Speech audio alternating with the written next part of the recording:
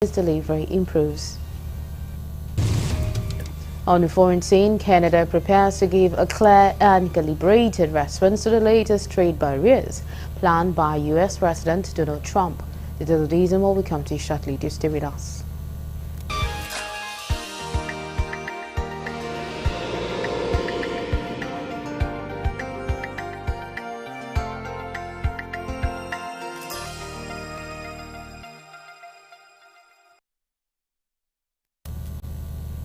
And now the news in full. The newly inaugurated PRO chancellors and pro-chancellor, and vice-chancellor of Federal Universities in Nigeria have been advised to ensure discipline and high moral standards in their respective institutions. The Minister of Education, Dr. Tunji Alausa, who gave the admonition in Abuja while presenting certificates to the new appointees, admitted that there is increasing moral decadence in the country's ivory towers, which must be addressed squarely.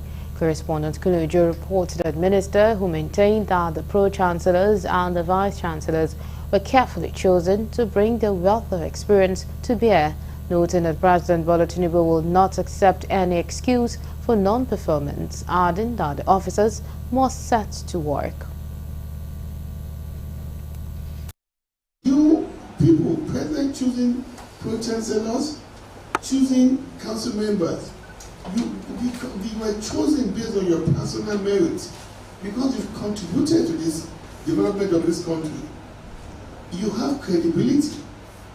You should help us maintain the highest moral values in our universities. Please, don't allow bad elements to influence you. If anybody believes in education, you will not go and influence in the emergence of poor candidates as vice-chancellors, as deputy vice-chancellors.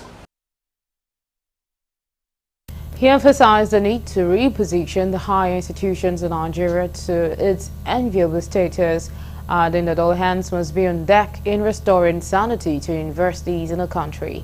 On his part, the Permanent Secretary, Federal Ministry of Education, Dr. Nasir Sani Gwazo, urged the newly appointed officers to justify their appointment with exceptional performance, while some of the appointees promised to deliver in line with the responsibilities placed on them. For me, it's usual to appoint people to a position, but yours is different. It's an unusual appointment. There is problems somewhere, and we were moved to go and solve the problem. So in addition to the normal expectations of those officers, they are handling a problem in your hands that you have been found capable to resolve. And that's why your appointment came from Mr. President. So I want to congratulate you doubly. One, for your reassignment, because if you did well, you could be reassigned. Well cut out. We have specific assignments that we have to address immediately, which is the problems that we are going to inherit now and solve by the grace of God. We know now more than ever that the rule of law is what can make a success out of all the services we want to render. Luckily, we are all having a retreat shortly, all the pro-chancellors, and the rule of law is going to be the major agenda for that retreat.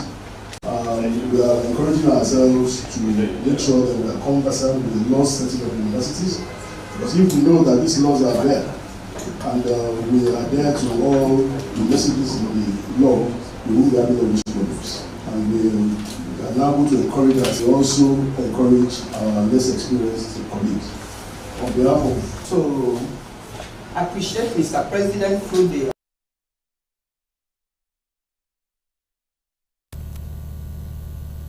The Joint Admission and Matriculation Board says candidates under the age of 16 can be constitutional by scoring 80% and above in the Unified Tertiary Matriculation Examination. Given that the total score in the UTME is 400 marks, 80 represent a minimum score of 320. This development follows the recent reversal of the mandatory 18-year admission age benchmark introduced by the former Minister of Education, Tahir Mamman. The current Education Minister Olatunji Lausa reinstated the previous benchmark of 16 years, a move widely supported by stakeholders in the education sector. Speaking during a recent meeting with key stakeholders, including Chief External Examiner, Chief Technical Advisor, and members of the Equal Opportunity Group, JAMB Registrar Professor Ishaq Uluide stated that while the 16-year age requirement remains the standard, exceptional candidates under the age of 16 may be granted admission under strict conditions.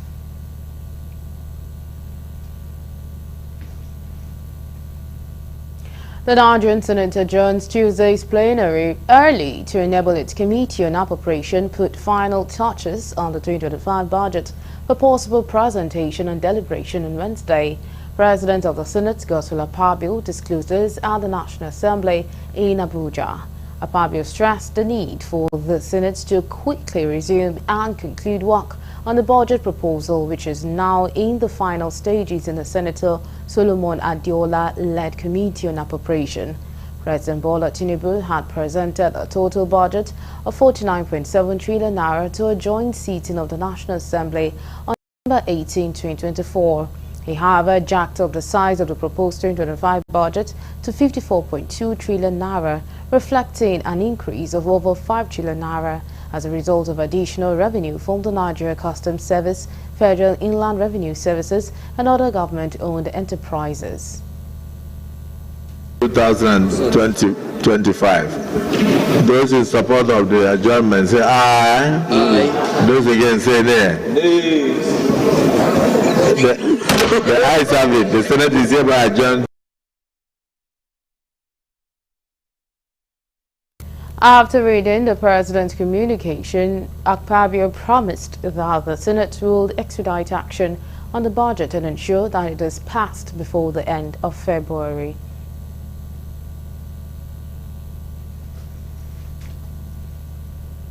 The House of Representatives has passed for second reading a bill to establish a regulatory body for organ harvesting, transplantation, and donations. The bill, sponsored by Honorable Sada Soli, seeks to address the lack of a regulatory framework governing these medical procedures in the country. Soli emphasized the need for a structured system to oversee organ-related activities, ensuring ethical practices and proper regulation.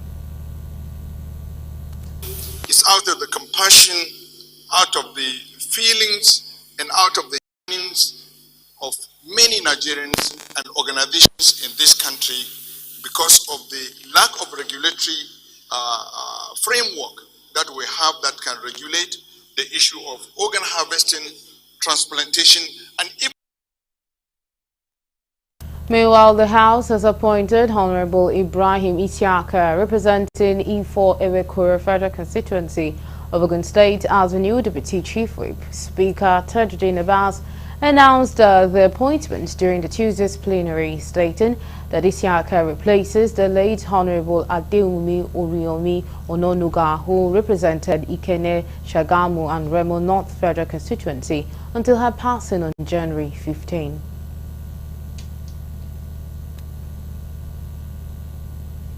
The House of Representatives has also resolved to investigate mining operators, non-compliance with the Minerals and Mines Act 2007 and explosives. Honorable Itehi Pong, who noted that despite the Act aimed to ensure sustainable mining practices, protect the environment and safeguard local communities, many operators are failing to adhere to its provisions. Correspondent Nabuchi Okenabuchi sent in this report. The House recalled tragic incidents in 2024, a massive explosion in Bodija, Ibadan that killed 5 people, a mining collapse in Niger State, and a building collapse in Plateau State caused by unsafe reclaimed mine tunnels, along with complaints from most communities about poor consent administration and non-compliance with community development agreements. Expressing concern over regulatory complacency and its potential to erode public trust and disrupt community order, the House urged the Ministry of Solid Minerals to launch public awareness campaigns. The House is worried that the role of regulators in enforcing compliance and ensuring that mining activities are conducted ethically and sustainably. The apparent negligence and lack of actions in addressing these violations have raised serious concerns and eroded public trust. The House also urged the Ministry of Interior, together with the Nigerian Correctional Service and the Committees on Reformatory Institutions and the Interior, to acquire and install solar-powered biometric capturing devices. These devices will enable correctional officers to record comprehensive details of all accused persons, both convicted and awaiting trial, and upload the data to a centralized base. These follow the motion moved by Honorable Emeka Godwin. The House also observes that in spite of the change in nomenclature, critical infrastructure like provision of information and communications technology ICT, closed-circuit television CCTV, artificial intelligence AI, and so on and so forth are not provided to meet modern challenges in the security ecosystem. Concerned that the absence of modern technology equipment makes it impossible for the administrative staff of the facility to account for the number of escapees each time there is a jailbreak. Meanwhile, the National Insurance Commission, NICOM, and the Federal Deposit Insurance Corporation and the IC have called for enhanced regulatory powers to strengthen financial sector oversight, urging the National Assembly to fast-track the passage of the Insurance Reform 2024. Speaking during a border defense session before the House Committee on Insurance and Actuarial Matters, NICOM Commissioner for Insurance Olusegun Ayo emphasized the need for stronger enforcement tools. He noted that while NICOM plays a key regulatory role, its current legal framework limits its ability to take decisive actions against defaulters. Next to that is also our desire to focus on consumer protection, because we believe that the consumers of insurance products desire some protection from the regulator, and this aligns with that number one priority. The second priority, Mr. Chairman, is the desire for us to enhance the capacity of the regulator, that's the National Insurance Commission, to be able to regulate a bit more effectively. And this we find its root in the first item I touched on when I was introducing, which is the legal regulatory framework. Our budget, based on the prorated, that's January to September, prorated, we are supposed to have realized 237.3 billion. But based on the actual year to September, we'll be able to realize 251.43 billion, which represented our 110% performance. Carrying to September position is very much like that, very impressive performance.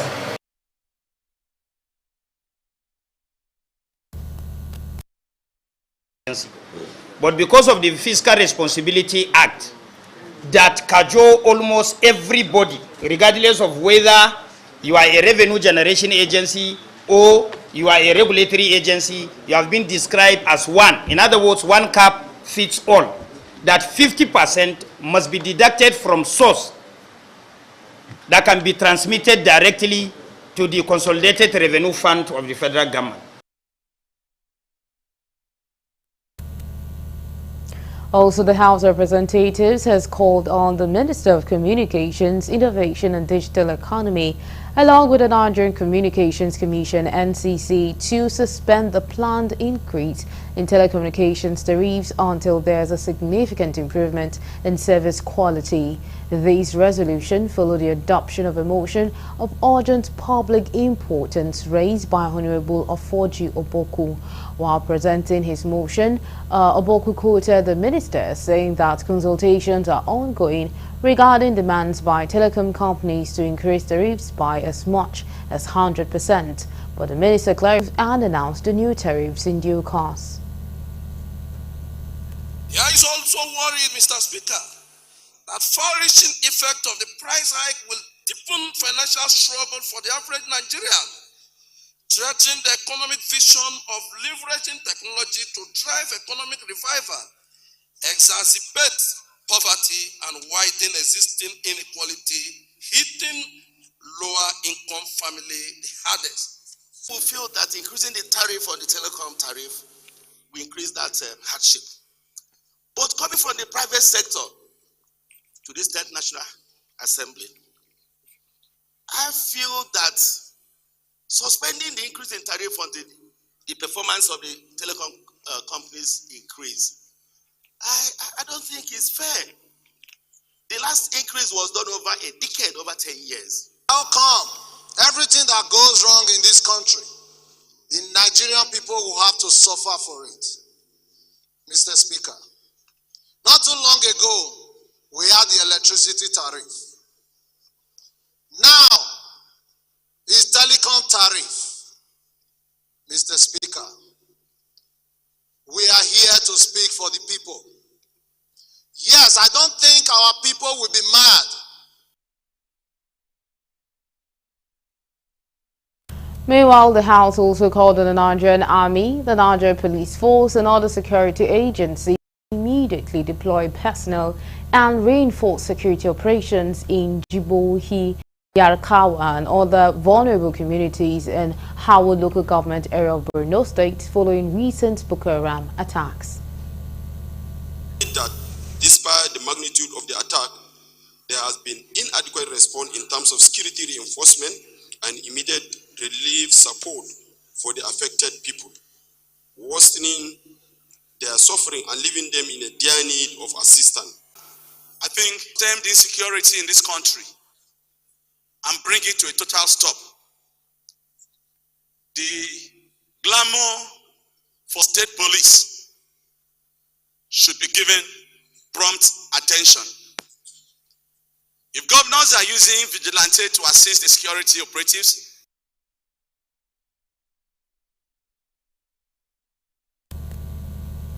You're still on to Galaxy Primetime News, and coming up next.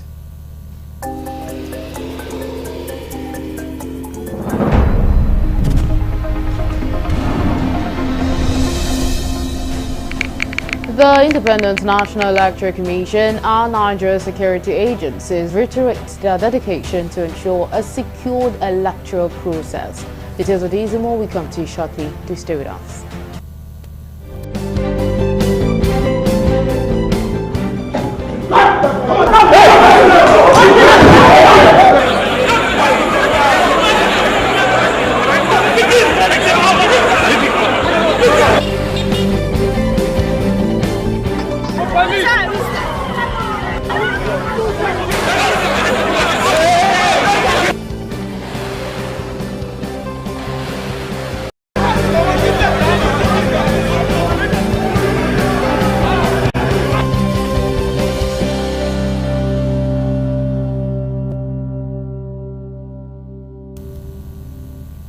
We're glad to have you back. Now, for more updates and latest news, please visit our website www.galaxytvonline.com.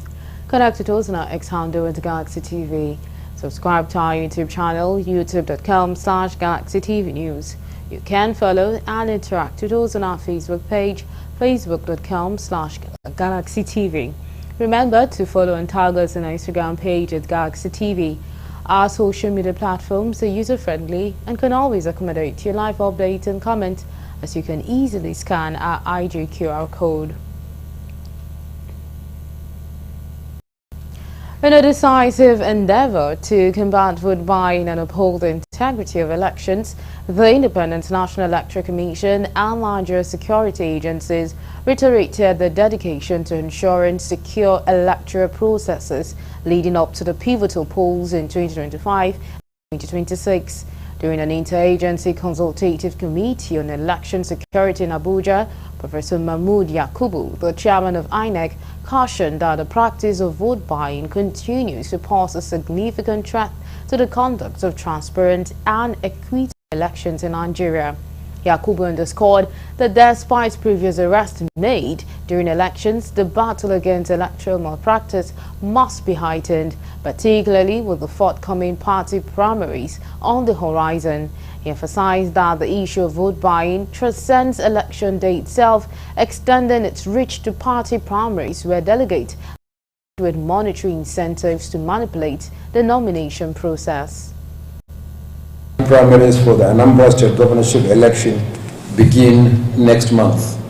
There is, of course, a lot of work to do, especially in combating vote buying. Continue to provide security before, during, and post-election.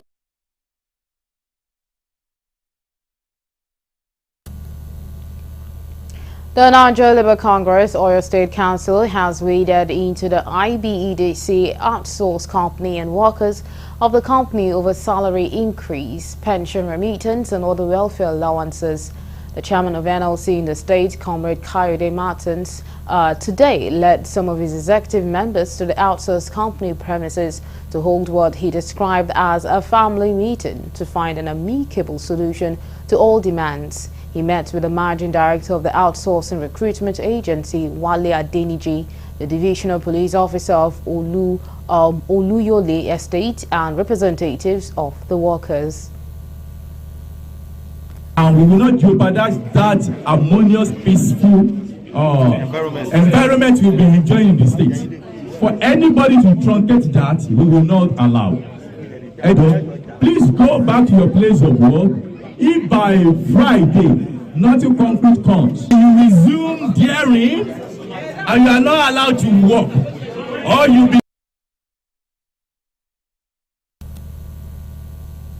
Justice Ramanu Shudi of the Lagos State Special Offences Court in Ikeja on Tuesday ordered the forfeiture of 6.3 billion units of ordinary shares of Keystone Bank Limited, valued at ₦1 each, to the federal government of Nigeria. The order came after Sigma Gulf Nigeria Limited, represented by its chairman Umaru Hamidu, pleaded guilty to the fraudulent conversion of 20 billion naira belonging to the Asset Management Corporation of Nigeria AMCON funds. The company, which was arraigned alongside a former managing director of AMCON, Ahmed Kuru, was after entering a plea bargain agreement with the Economic and Financial Crimes Commission. The EFCC filed Heritage Bank for the benefit of Sigma Gulf Nigeria Limited to facilitate the acquisition of Keystone Bank. Meanwhile, the Lagos State High Court in Tafawa Balewa Square has adjourned the trial of a Lagos State bus rapid transport driver Andrew Ominikoro, accused of allegedly raping and murdering a 22-year-old fashion designer Oluwabamise Ayanwole to March 3, 2025 for the adoption of final written address. The trial judge, Justice Sherifat Shonaike, fixed the date following the absence of the defense counsel Omotubora. On the last adjourned date on February 30, 2025, the court had also adjourned the case to February 10, 2025 for the adoption of the final written address on November 29, 2025. The court adjourned the case in the instance of Omotubora, who was absent on the grounds of ill health. When the case came up again on Monday, Omotubora was again absent, which prompted the court to further adjourn the case till March 3, 2025. Ominikoro is facing 4 counts bordering on conspiracy, rape and murder preferred against him by the Lagos State government.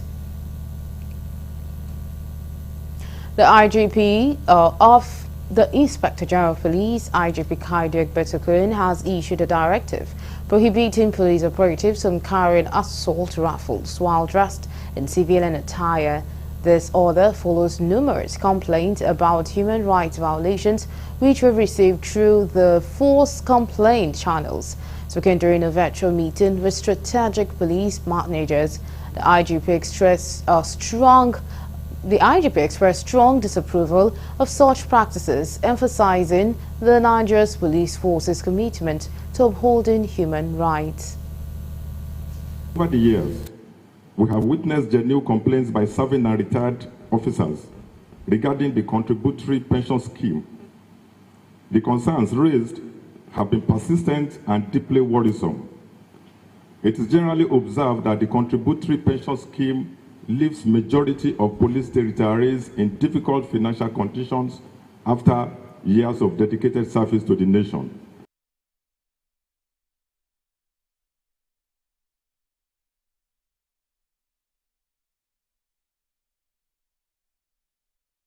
Sides of the coin as regards the contributory pension scheme. While some believe that the current pensions regime has failed police personnel, plugging our retirees in abject poverty and suffering, others argue that it remains the most sustainable option available. Clearly, the proponents of the current contributory scheme argue that it provides long-term financial sustainability and eliminates the challenges associated with the old defined benefit system. Called defined benefit plan, which Augustus Caesar used, lengths up, and even counts 13 years' salary and pay an individual going on retirement, where a defined period payments are made in retirement. The sponsor of the scheme, e.g., the employer. The employer is the one to remove this money meant for the employee.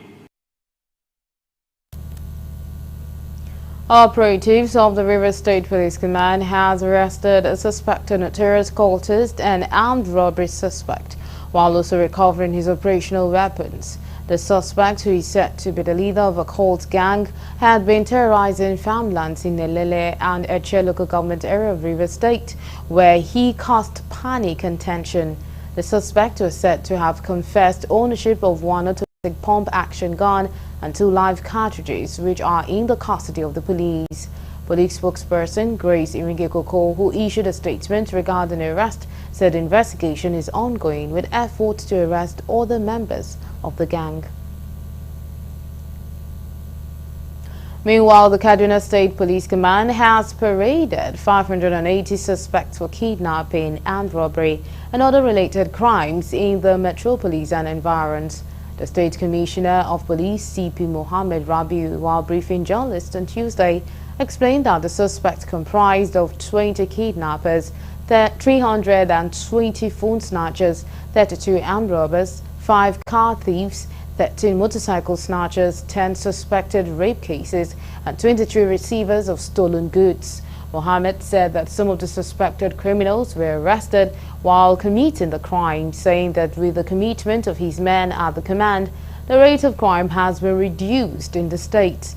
CP Mohammed Rabiu, who is the 45th Indigenous Commissioner of Police posted to the state, urged residents and citizens of Kaduna to volunteer information for criminal hideouts and activities in the state, revealing that most of the arrests were based on intelligence from locals in the state.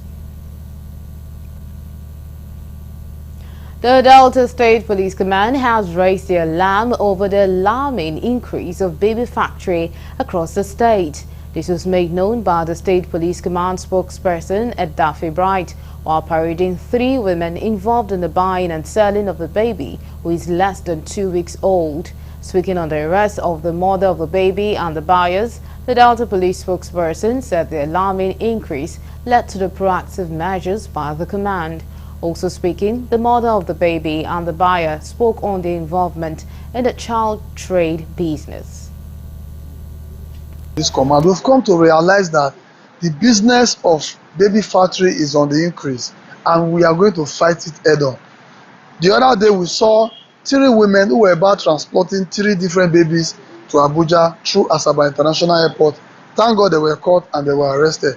Today we are having 3 suspects. This is the mother of a child who is a week and few days old. She gave the child to this woman, and this woman sold that child to this woman for the sum of 4 million naira. Though she claimed it was 3.5 million naira she collected, the person who bought said she bought for 4 million naira. I told her that let her help me, that I don't have, my hand is not strong enough to carry 2 babies to be training. Okay, how much was your child sold? And she gave me 600, but she said I should settle her this and that. Who gave you 600? This woman. Which woman? Point this lady, the fair one. The fair one. On pink. Okay, you said you should settle her inside that 600. Yes, the so hospital bill. And I gave her 30. You sold the baby to? Who you said the pikin gave? This woman. This woman. She sold to her for how much?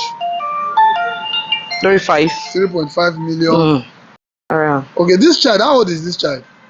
A week 1 day now. I think 11 days. Does it make any sense to take a baby from the mother, a child that is supposed to be going through the process of breastfeeding, She said that she don't want to breastfeed because she want to remove she don't want that relationship.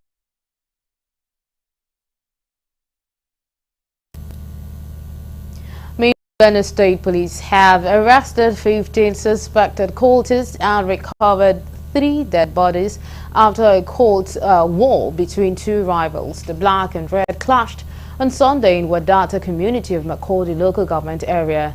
The police boss who promised to flush out cultists in communities said the command also rescued an underage boy who was kidnapped at the residence in North Bank by one Sumaila from Nasarawa State in attempt to traffic the young boy out of the state. Yes, we won their works that the command would not take lightly any group of miscreants that want to cause mayhem in the society. We are going to do rigorously with all the countries, wherever they are, whoever they are, and whoever is backing them. We are going to fight them. Action was disseminated to all police stations on the 9th of February. There is one of my friends that said, if I get the PK, I should carry on. So, toward the house, where he located me, they come and arrested me there. So as they come and arrested me there, and my friend was there, and then they talk in language. So the guy decided to go. It means, thank you. I said, police, thank you, because they are the one that God used to help me. And this begin that come out for me, it's not just because of my faith or my goodness or my righteousness. I believe that is based on the Peking is innocent, and the way it's social with the people and the people prayer. That is why my Peking come out. Meanwhile, the police commissioner, who also paraded some arrested armed robbers, called on members of the public to avail the police useful information to nip crime in the bud, noting that the police can fight this all alone. You're still on to Galaxy Primetime News. We'll quickly take a break, and when we return, the news continues to stay with us.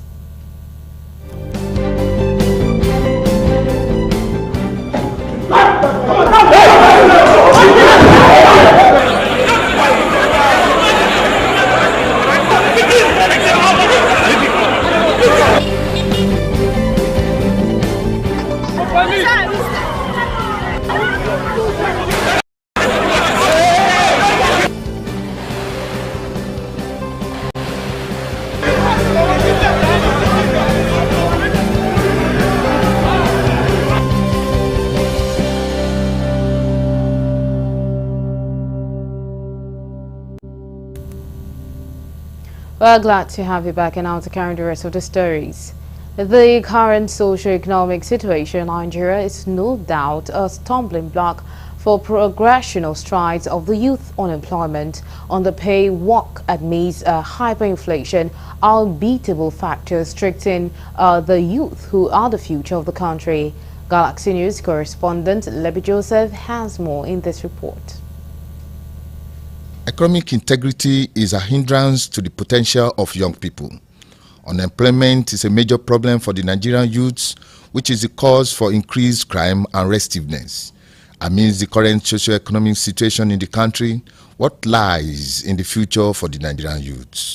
Of course, the future is quite bleak, I must confess. I mean that it's very uncertain what the future holds for the Nigerian youth with the prevailing situation that we have found ourselves. And this is not something that I am just sharing. I think it is something that many young people feel. And I think this is the reason behind the Jack syndrome that we see in our country. You see the desperation to live as though we are in a war zone. When you look at the socio-economic reality of our country, it's so unfortunate that a lot of multi-dimensional poverty, and we have a very, very vibrant demography. So we are not part of the policy making process, and policies of government are supposed to benefit the people, including the youth.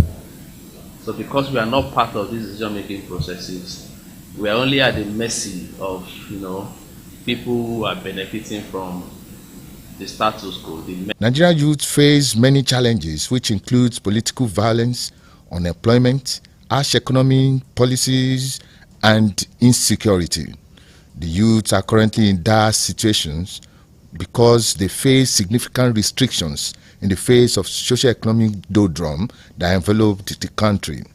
It behoves the government to think out of the box and create an enabling environment for the youth to strive.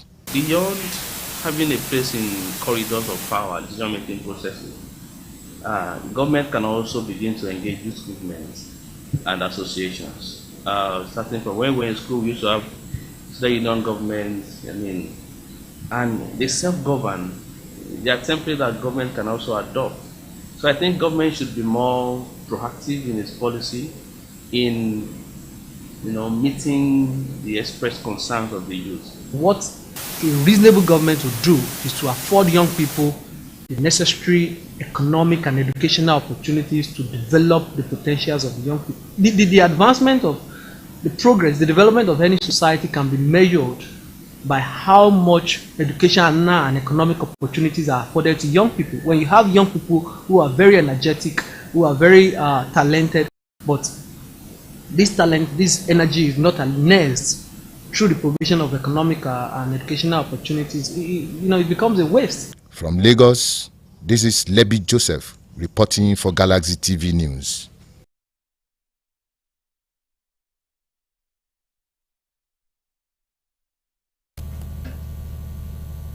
Chiefs under the umbrella body of the Warri Council of Chiefs have refuted allegation of aiding illegal oil bunkering activities against the Olu of Warri. This was disclosed during a media briefing by the Council of Chiefs at the conference hall in the Palace of the Monarch. Our correspondent Dele Fasan has more. The briefing by the chiefs is coming less than 2 weeks after some online medium blamed the highly revered monarch for allegedly sponsoring illegal oil bunkering in the Niger Delta region. Chairman, Warri Council of Chiefs, Engineer Omar Yeoma, who spoke on behalf of the chiefs, termed the allegation as falsehood. By the circulation of a very high degree of falsehood which came to our attention. Ogiame Atuwashedi said CFR, the Olu of Warri. This was in the social media. Without any equivocation,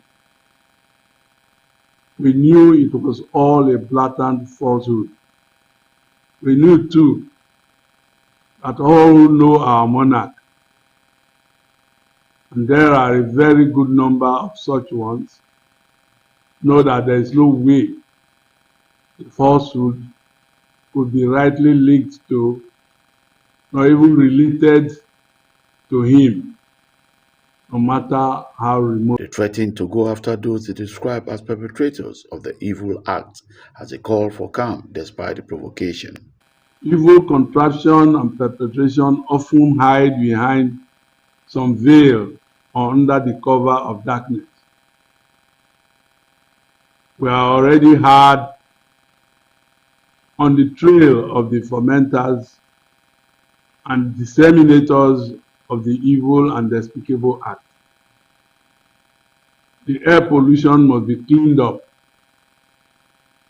As of those behind all of this will be unveiled and exposed. From Warri in Delta State, Dele Faso reporting for Galaxy TV News.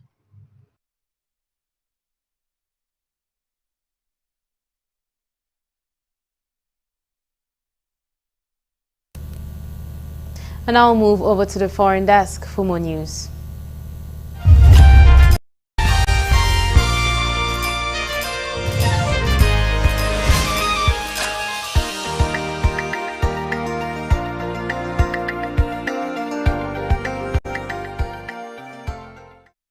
This is news from the international scene.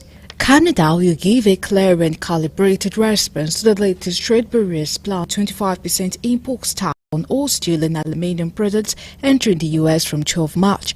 Canada is the top exporter of both metals to the U.S. Since returning to office last month, Trump has announced a wide range of these tariffs to try to protect U.S. jobs and industries. Economists say are likely to raise prices for ordinary Americans. The new tariffs were totally unjustified, Industry Minister François-Philippe Champagne said, as Canada found itself in a second trade standoff with Washington in a matter of weeks. A range of metal exporting countries are scrabbling to make a deal in response to the tariff on steel and aluminum vowed by Trump.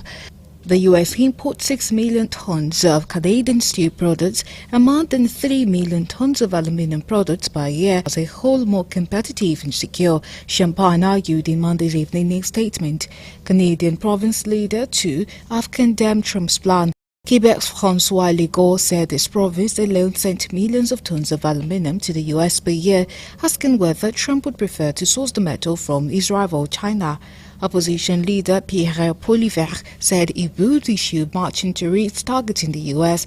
if elected as Canadian Prime Minister. Donald Trump is expected to face fierce resistance from Jordan King Abdullah at the White House today in their first meeting since the U.S. president proposed moving Gaza's population to Jordan. Jordan, a key U.S. ally, has been treading a tightrope between its military and diplomatic ties and popular support for the Palestinians at home. Those fault lines already tested by the Gaza war are being pushed to a breaking point by Trump's plan for Gaza's peace. He has expanded on his demands that Gazans be moved to Jordan and Egypt, telling a Fox News anchor that they would not have the right to return home, a vision that, if enforced, would contravene international law. On Monday, he said he might withhold aid to Jordan and Egypt if they did not take in Palestinian refugees. Some of the fiercest opponents of moving Gazans to Jordan are the Gazans who moved here before. Some 45,000 people live cramped into the Gaza camp near Jordan's northern town of Jerash, one of the several Palestinian refugee camps there. All the families trace their roots back to Gaza, to Jabaila, Rafah, Beit Hanun. Most left after the 1967 Arab-Israeli war, seeking temporary shelter. Generations later, they are still there. The U.S. Justice Department has told federal prosecutors to drop the corruption case against New York City Mayor Eric Adams.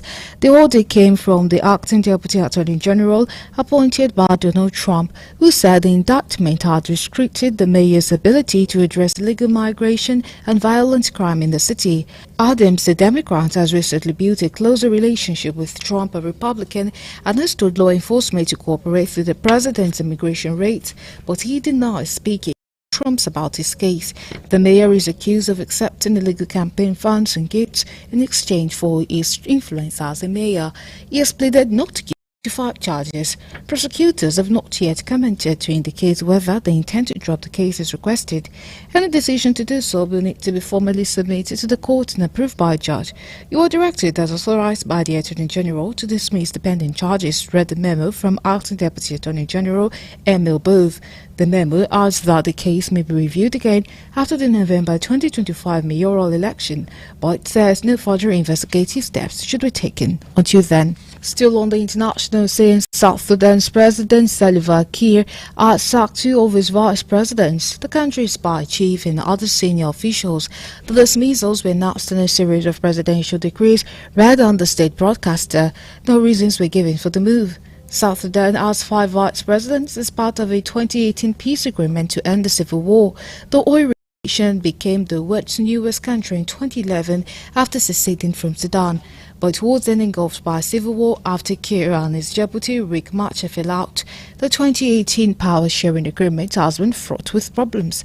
One of the vice presidents removed from office is James Wani Iga, a veteran political and general who has been in the position since 2013 and has been the deputy chair of SPLM, the party of the president. The other is Hussein Abdulbagi Akol from an opposition alliance, SSOA, which is not part of the main opposition movement. Our first Vice President Riek Machar. Akol has been appointed the Minister of Agriculture, replacing Josephine Joseph Lago from the same SSOA alliance, who now becomes the Vice President. Police in Guatemala are investigating what could have caused a passenger bus to crash through a guardrail and tumble into a ravine. At least 55 of the around 70 people on board were killed in the accident, which happened in the early hours of Monday local time. Rescuers struggled to recover the bodies from the creek into which the buses plunged.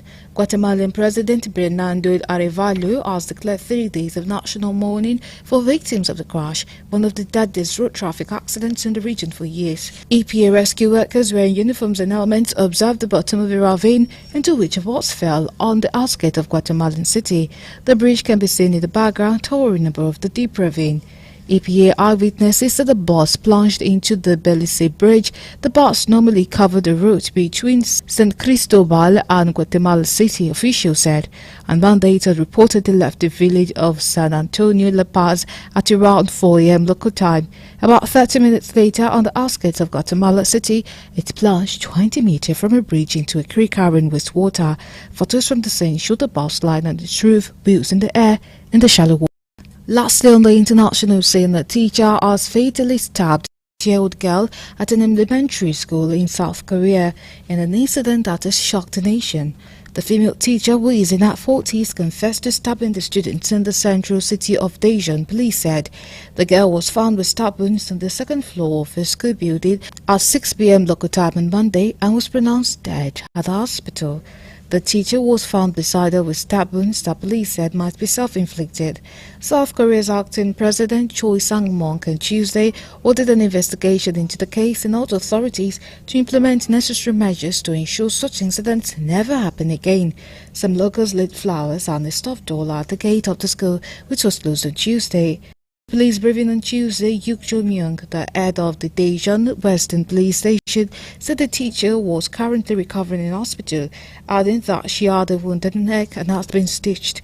The Daejeon Education Office earlier said the teacher had requested a 6-month leave of absence, citing depression on 9 December, but had returned to school just 20 days later after a doctor assessed her as being fit to work. During that time of work, she had suicidal thoughts, said Mr. Yuk, citing a testimony that the teacher had provided to police. Days before the stabbing, the teacher displayed violent behaviors, including putting another teacher in a headlock, said the Education Office. And that's it from the international scene.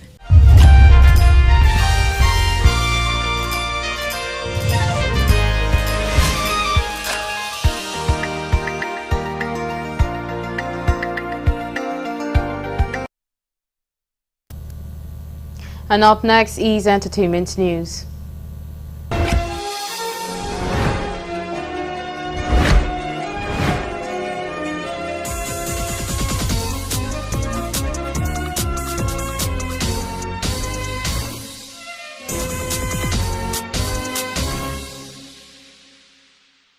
Welcome to Entertainment News on Galaxy TV. My name is Gratitude Imokwede. Here are the stories for today. Fair and Lingerie Fashion Show 2025, which took place at Wealth Lounge Ikeja, Lagos, was a night of glamorous style and entertainment.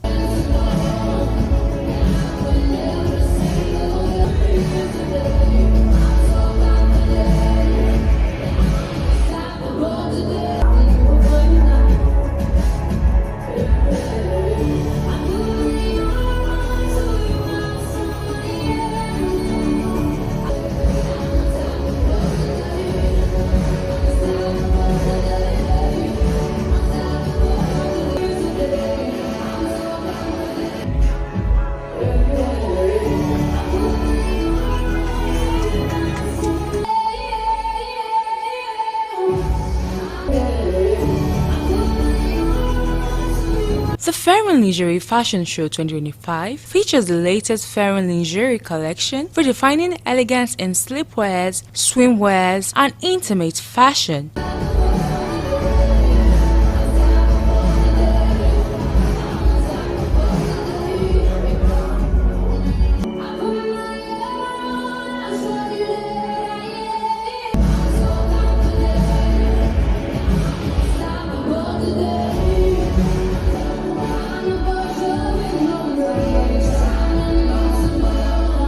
The event aims to celebrate bold fashion choices while empowering women to embrace their fashion with confidence.